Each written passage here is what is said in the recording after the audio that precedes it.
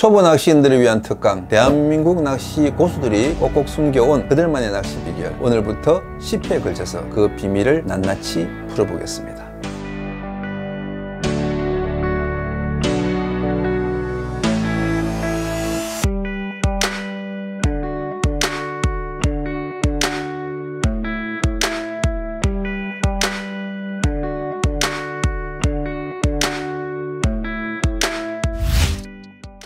안녕하세요, 허기자입니다. 낚시 고수의 비결을 공개하기 전에 먼저 고수의 정의를 좀 정리하고 넘어갈 필요가 있겠죠. 고수는 어떤 사람일까요? 어느 정도 낚시 실력이면 고수라고 할 수 있을까요? 제가 생각하는 낚시 고수의 정의는 간단합니다. 그 사람 참 낚시 잘한다 라고 주변 사람들이 인정해주는 사람입니다. 내가 아무리 낚시를 잘해도 다른 사람들이 인정해주지 않으면 고수가 아닐 가능성이 더 큰 거죠. 그렇다면 남들에게 인정받는 낚시는 어떤 낚시일까요? 큰 고기를 많이 잡으면 되는 걸까요? 그것만으로는 좀 부족합니다. 확실하게 고수로 인정받는 낚시는 누가 봐도 멋있는 낚시입니다. 멋있는 낚시. 그거 뭐 비싼 장비나 화려한 낚시복을 말하는 건 아니죠. 군더더기 없는 동작, 또 숙련된 손놀림, 정돈된 채비, 항상 자신감과 여유가 넘치는 태도, 이런 걸 보여주는 사람은 누가 봐도 고수다라고 말할 수 있습니다. 자, 그렇다면 낚시를 갓 시작한 초보자가 고수의 반열에 오르기까지 걸리는 시간은 얼마나 될까요? 저는 낚시에 대한 열정만 있으면 1년 안에 고수가 될 수 있다고 봅니다. 세월이 흐른다고 고수가 되는 건 아닙니다. 시간을 단축시키는 전략과 비결이 필요한 거죠. 그리고 오늘 제가 그 비결 중에서도 가장 중요한 최고의 비결을 알려드리려고 합니다. 그것은 바로 캐스팅의 달인이 되는 겁니다.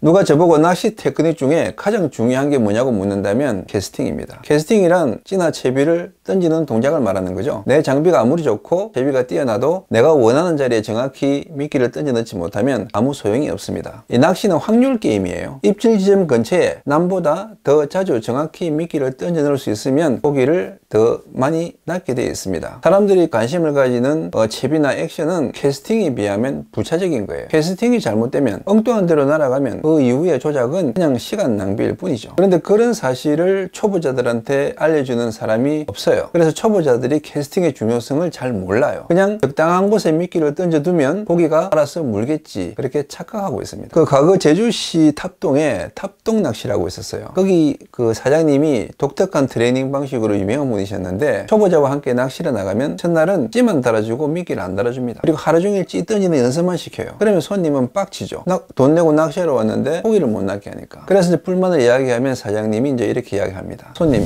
찌낚시에서는 이 정확한 캐스팅이 가장 중요합니다. 제가 오늘 미끼 달아드리면 고기 낚는데 정신이 팔려서 캐스팅 연습 안 하실 거예요. 그러면 한 달이 지나고 두 달이 지나도 실력이 늘질 않습니다. 내일부터 저희 가게 안 오실 거면 제가 오늘 미끼 달아드릴게요. 하지만 오늘은 저만 믿고 캐스팅 연습만 하십시오. 자, 이런 식으로 가르치니까 이 탑동 낚시 회원들의 실력이 어떻겠어요? 남들이 10m, 20m 던질 때 30m, 40m 던지고 맞바람, 옆바람이 쌩쌩 불어도 정확하게 던져서 고기를 막 낚아내는 겁니다.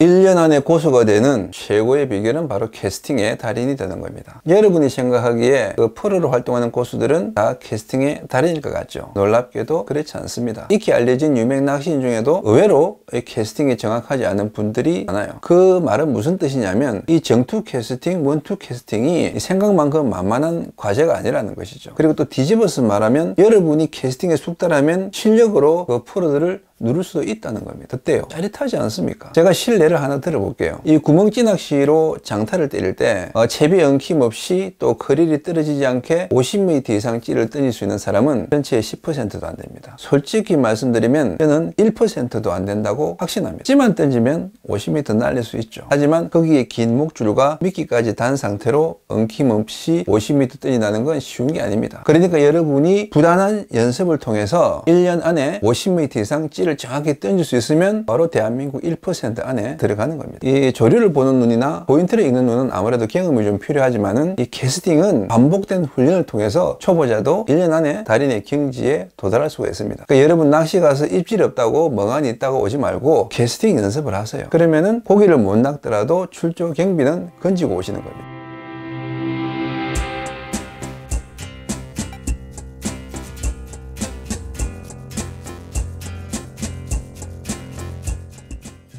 자, 캐스팅의 달인이 되려면은 이 낚싯대를 좀 능숙하게 다룰 수 있어야 되는데요. 제가 낚싯대 컨트롤 능력을 빠르게 키우는 팁을 가르쳐 드릴게요. 그거는 바로 낚시를 하는 동안에는 절대 낚싯대를 손에서 놓지 않는 겁니다. 그때가 1990년대 중반이었는데 우리나라의 감성돔 낚시 광풍이 불 때 일본의 조그업체에서 자사 제품을 홍보하기 위해서 일본 명인들을 초청해서 행사들을 많이 열 때입니다. 제가 금운도에서 찌리겐사 필드 테스트로 있던 다카조노 미츠루 씨를 취재하게 되었는데 그때 그분 연세가 60대였던 걸로 알아요. 근데 그 노인분이 낚싯대를 다루는 게 예술이더라고요. 찌를 던지고 대를 후리고 줄을 푸는 뭐 그런 동작 하나하나에서 정말 오랜 세월 낚시를 해온 그런 발육이 드러나는데 더 놀라운 거는 그 연세 드신 분이 낚시를 하는 동안에 한 번도 낚싯대를 손에서 놓지 않는 겁니다. 나는 그날 그분이 고기를 한 마리도 못 낚았지만 그분의 낚시에 반해버렸어요. 그래서 그날부로 저도 낚싯대와 한몸 되기 훈련에 들어갔습니다. 낚시를 하는 동안에는 절대 낚싯대를 손에서 놓지 않고 밥을 먹을 때도 낚싯대를 옆구리에 끼고 밥을 먹었어요. 그리고 입질이 없는 시간에는 캐스팅 연습을 했습니다. 낚시를 마치고 돌아와서도 낚싯대를 손에 익히기 위해서 접어서 들고 다녔어요. 커피를 마실 때도 한 손에 낚싯대를 들고 커피를 마셨습니다. 제가 장담하는데 그런 식으로 한 석 달만 하시면 낚싯대가 내 몸에 붙는 느낌이 옵니다. 그야말로 낚싯대와 내가 혼연일체가 되는 경지. 그러면 내가 팔만 돌리면 낚싯대가 돌아가고 내가 눈길만 주면 찌가 그쪽으로 날아가는 그런